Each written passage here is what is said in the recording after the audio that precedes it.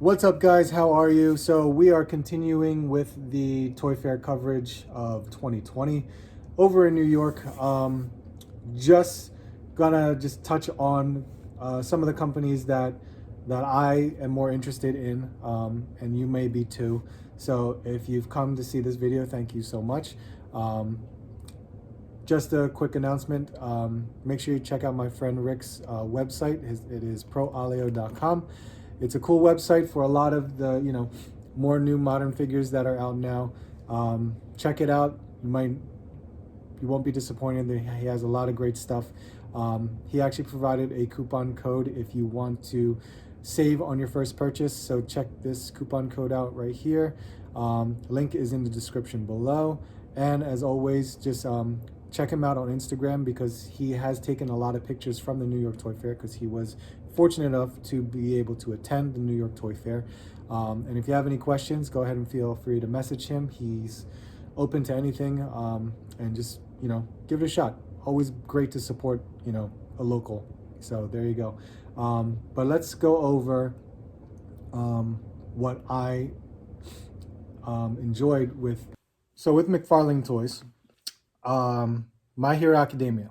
So I collected Wave 1.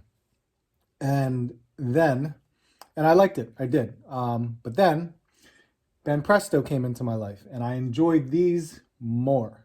I definitely enjoyed these a lot more. So now My Hero Academia Wave 2 is coming out, which shows off Todoroki, Kirishima, Ochako, and Tenma. And I do like how they look. My concern is, unfortunately, their face, how it's painted. Like Ochako, I see where they're getting it, but the eyes just don't look right, and including Todoroki.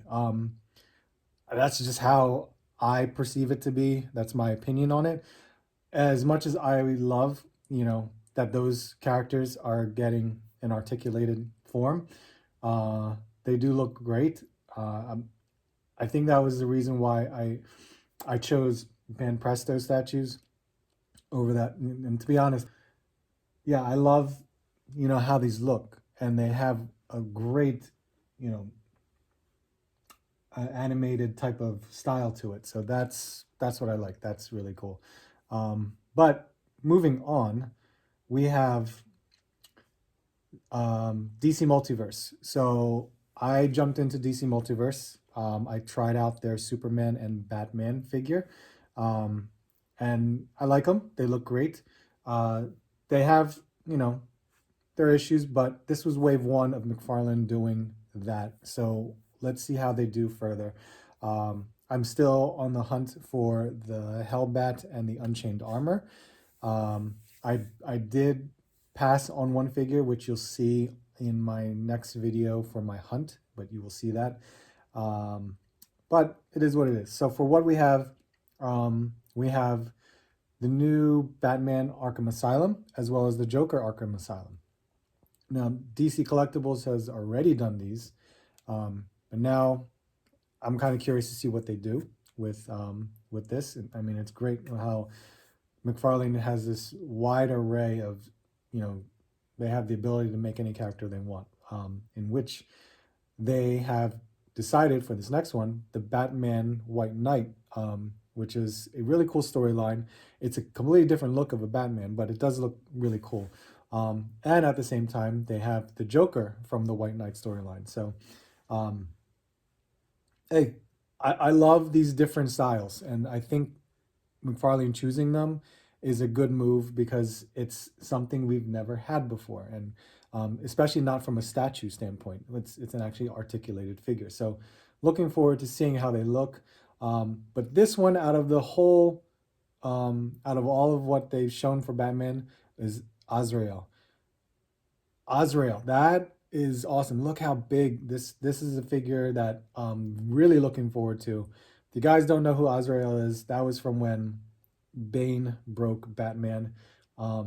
So I think choosing this one looks really cool, especially the red. The red looks really nice.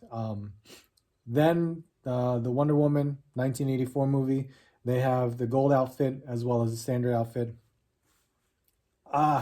The gold outfit looks good, just because I think it's that particular outfit. The regular Wonder Woman outfit, I'm not too keen on how it looks. Maybe it just doesn't have that, I want to say, feminine body mold to it. It's just, there's something off to it. Aside from, the face sculpt, there's something off to it. And I can't determine it. Maybe it's the legs. I can't. Is it just me? I have no idea. That's just how I feel when I look at it. Then there is the Mortal Kombat 11 Spawn. So we're getting a brand new Spawn figure, but from the Mortal Kombat 11 universe. And I think it looks really good. If they start doing Spawn figures again, that would look really cool. Technically he is, because he's doing that Kickstarter campaign, so I'm kind of curious to see what they're gonna do further with that. Then of course the Cyberpunk figures they showed off, which I believe Amazon is now started to ship them. So if you guys, I know I'm gonna be into buying the game, but if you guys are into buying these figures because of how they look, by all means, I think they look great too. Storm Collectibles was there, showing off, some of their DC Injustice and other lineups that they have, a lot of the video game lineups that they have. So it's nothing that I think we've never seen before. It's stuff that has already been announced. So, I mean, I'm more interested to seeing if they're going to put out more Street Fighter 5 figures. That would be great, but who knows?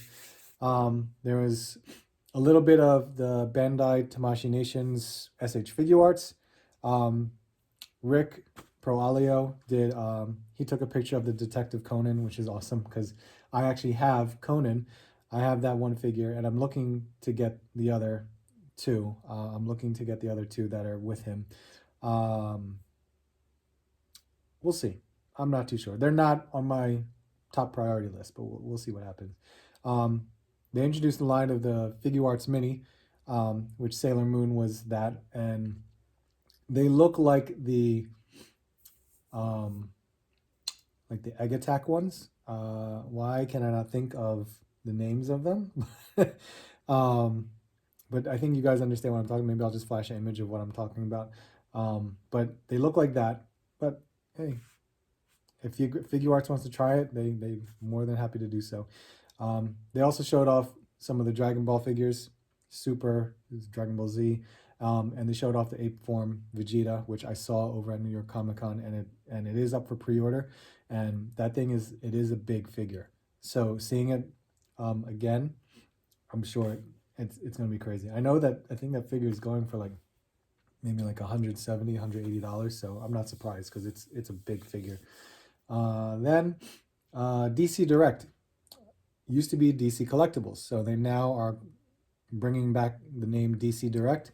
They're introducing more of the Essentials figures. So we have the Superman in the black costume, and I know there's a Nightwing that's there too. So a few extra ones. I think there's another Flash, but what I'm very interested in seeing is the deceased lineup. So if you don't know about the deceased storyline, it's I guess you can stereotype it as a zombie storyline, where a lot of the villains and the superheroes, eventually just become like a zombie. But they have that whole lineup of, the characters all crazy look, blood, everything, and it looks really good. So it looks like the Essentials line, but they just zombified them, so it might work. Then there's the Batman the Animated Series. They're continuing that and creating more characters that have never been on the show before, but to see them in that, that Paul Dini universe of the animated series. So I think that's really cool. And they did show off a lot of statues, and I don't have a lot of pictures of them, but what I was interested in is, of course, the DC CoverGirl statues, Harley Quinn, the Poison Ivy. There's the Catwoman that was actually drawn by Stanley Lau, Art Germ, so that's really cool. But that's really all I have. I love seeing everything that they had at Toy Fair. It's always cool to see some cool stuff. There's so many other companies out there that Toy Fair, that they were representing at Toy Fair. I just don't have a lot of knowledge of who they may be or what, what they were offering.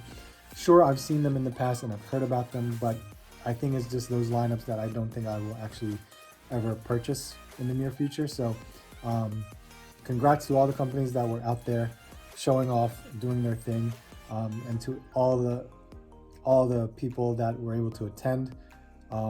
Very jealous of you. I wish one day I could do that myself, but it's really cool that we all have friends that are able to take part in it, and that's really awesome. So thank you guys so much again for watching. Hopefully this one didn't take as long, just because it was more of like a quick view. But if you liked the video, go ahead and make sure you hit the like button, as well as subscribe if you are new.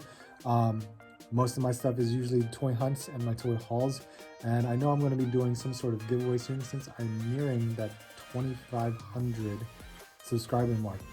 My goal really is the 3,000 mark, but we'll see what happens. So thank you guys again. Make sure you leave a comment. Let me know what you guys have been thinking about for all the reveals that happened at Toy Fair.